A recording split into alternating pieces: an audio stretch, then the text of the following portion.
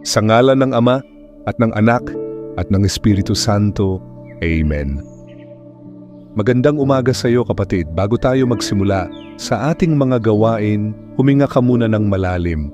Damhin mo ang hanging pumapasok sa iyong baga, isang regalo mula sa Diyos na nagpapatunay na mayroon ka pang misyon sa mundong ito.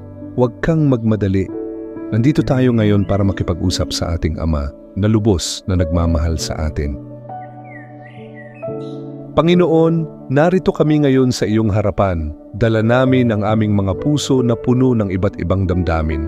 May mga saya, pero aminin namin, mas marami ang bigat. Salamat dahil tinatawag mo kami para magpahinga sa iyong piling, Espiritu Santo. Lukuban mo kami ng iyong liwanag. Buksan mo ang aming isipan at palambutin ang aming matitigas na puso upang marinig namin ang iyong tinig sa katahimikan ng umagang ito. Ama, naniniwala kami na hindi aksidente na nandito kami ngayon. Alam mo ang aming pinagdadaanan. Alam mo ang bawat patak ng luha na hindi nakita ng iba. Alam mo ang bawat buntong hininga dahil sa pagod at lito. Ikaw ang Diyos na nakakakita sa amin, hindi para humusga, kundi para umunawa at yumakap. Ngayon, kapatid, tingnan natin ang ating sarili ng may katapatan. Huwag kang matakot na aminin ang iyong mga pagkukulang. Ang pag-amin ay ang unang hakbang tungo sa paglaya. Isipin natin saan ba tayo nagkulang. Kailan ba natin mas pinili ang ating sariling kagustuhan kaysa sa kalooban ng Diyos? Ama, kaming lahat ay nagkasala. Minsan, naging makasarili kami. Nakalimot kaming tumulong sa aming kapwa dahil sa sobrang pag-aalala sa aming sariling pangangailangan, humihingi kami ng tawad, Panginoon. Patawarin mo kami sa mga oras na hinayaan naming mapuno ang aming puso ng inggit at galit. Noong nakita naming masumaangat ang iba, sa halip na matuwa, ay nagtanim kami ng pait. Patawarin mo kami sa mga lihim na kasalanan na akala namin ay walang nakakakita, ngunit alam naming hayag sa iyong paningin. Inaamin namin, Panginoon, na naging malabnaw ang aming pananampalataya. Mas naniwala kami sa aming mga takot kaysa sa iyong mga pangako. Mas nakinig kami sa bulong ng mundo kaysa sa iyong salita. Nagkulang kami sa pagdarasal at naging abala kami sa mga bagay na lumilipas lamang habang ang aming relasyon sa iyo ay unti-unting napabayaan. Kagaya ng sinasabi sa iyong salita, tinatawag mo kaming maging banal dahil ikaw ay banal. Ngunit aminin namin, napakahirap nito. Minsan, nararamdaman namin na napakarumi namin para lumapit sa iyo. Ang bigat ng aming mga pagkakamali ay tila isang tanikala na humihila sa amin pababa. Ngunit heto kami, nakikiusap. Panginoon, kaawaan mo kami. Panginoon, ikaw ang aming kanlungan at aming kagalingan. Sa iyong mga sugat, kami ay gumaling. Hinihiling namin ngayon ang paghilom ng aming mga pusong sugatan. Pawiin mo ang bigat ng aming kalooban. Alisin mo ang lason ng panunumbat sa aming sarili. Turuan mo kaming tanggapin ang iyong kapatawaran upang matutunan din naming patawarin ang aming sarili. Diyos na mahabagin, haplusin mo ang aming mga alaala na nagbibigay ng sakit. Ang mga pagkakamali sa nakaraan na paulit-ulit na bumabalik sa aming isipan, naway matakpan ito ng iyong walang hanggang awa. Sabihin mo sa amin, anak, pinatatawad na kita. Bumangon ka at magsimula muli. Sa mga kapatid naming nakakaranas ng depresyon, pagkabalisa at sobrang pagod, dalangin namin ang iyong kapayapaan. Ikaw ang Prince of Peace. Patigilin mo ang bagyo sa loob ng kanilang mga isipan. Ipadama mo sa kanila na hindi sila nag-iisa sa kanilang laban. Na bawat hakbang nila, ikaw ang kanilang alalay. Linisin mo ang aming espiritu mula sa lahat ng kontaminasyon ng mundo.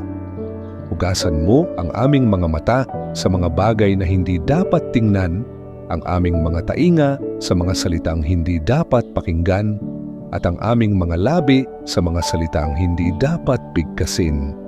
Gawin mo kaming bago, Panginoon. Ibalik mo ang kagalakan ng aming kaligtasan. Ama, idinadalangin din namin ang kagalingan ng aming mga relasyon. Sa mga pamilyang may alitan, sa mga mag-asawang may lamat ang pagsasama, at sa mga magkakaibigang nagkasakitan, naway ikaw ang maging tulay ng rekonsilyasyon. Palambutin mo ang mga pusong nagmamatigas at palitan ito ng pusong marunong umunawa at magmahal ng tapat. Ngayong umaga, Panginoon, nagdedeklara kami ng isang bagong simula. Sinasabi namin kasama ng propeta, ang iyong awa ay bago tuwing umaga. Hindi kami nakakulong sa aming nakaraan. Dahil kay Kristo, kami ay bagong nilalang. Ang mga lumang bagay ay lumipas na at ang lahat ay naging bago. Bigyan mo kami ng lakas na maging matatag sa aming mga desisyon. Tulungan mo kaming umiwas sa mga tukso na dati ay madali kaming natatalo. Bigyan mo kami ng karunungan para piliin ang tama kaysa sa madali. Sa bawat desisyong gagawin namin ngayong araw, maliit man o malaki, naway ikaw ang aming maging gabay. Panginoon, tulungan mo kaming maging disiplinado sa aming espiritual na buhay. Ipanumbalik mo ang aming pananabik na basahin ang iyong salita. Naway maging masigla muli ang aming pananalangin. Gawin mo kaming watchful o mapagbantay sa aming mga ginagawa upang hindi kami muling mahulog sa kumunoy ng kasalanan. Para sa aming mga overseas Filipino workers na malayo sa kanilang pamilya, bigyan mo sila ng lakas ng loob at katawan. Sa gitna ng kanilang lungkot, naway maramdaman nila ang iyong mainit na yakap. Ipaalala mo sa kanila na ang kanilang sakripisyo ay nakikita mo at mayroon itong nakalaang pagpapala. Ingatan mo ang kanilang mga mahal sa buhay na naiwan sa Pilipinas. Ama, tulungan mo kaming maging liwanag sa aming pinagtatrabahuhan, sa aming paaralan at sa aming komunidad. Naway makita ng ibang tao ang iyong kabutihan sa pamamagitan ng aming mga gawa at salita. Hindi para kami ang purihin, kundi para ikaw ang maitaas sa aming buhay. Salamat, Panginoon, dahil pinakinggan mo ang aming panalangin. Salamat dahil hindi mo kami tinalikuran kahit ilang beses ka naming tinalikuran. Ang iyong pag-ibig ay walang hanggan at ang iyong katapatan ay umaabot hanggang sa kaitaasan. Napakabuti mo, Ama. Nagpapasalamat kami sa biyayang darating ngayong araw. Salamat sa pagkain sa aming hapag, sa bubong sa itaas ng aming ulo at sa mga taong nagmamahal sa amin. Salamat sa kalusugan at sa bawat pagkakataon na makagawa ng mabuti sa aming kapwa. At ngayon, idinadalangin namin ang iyong pagpapala. Pagpalain mo ang aming mga kamay upang maging produktibo. Pagpalain mo ang aming mga paa upang lumakad sa landas ng katuwiran. Pagpalain mo ang aming mga isipan upang mapuno ng pag-asa at positibong kaisipan. Naway ang biyaya ng ating Panginoong Hesukristo, ang pag-ibig ng Diyos Ama, at ang pakikipagkaisa ng Espiritu Santo ay sumainyong lahat ngayon at magpakailanman. Amen.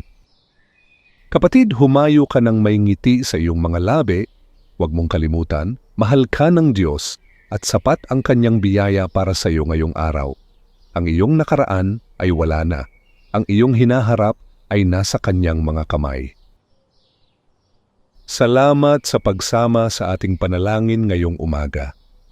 Kung ang mensaheng ito ay nakapagbigay sa iyo ng pag-asa, huwag kalimutang i-like ang video na ito at i-share sa iyong mga mahal sa buhay na nangangailangan din ng bagong simula.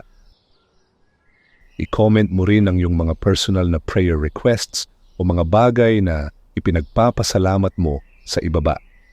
Nais naming malaman kung paano namin kayo maisasama sa aming susunod na panalangin. Lagi ninyong tandaan, may pag-asa sa bawat panalangin. God bless you.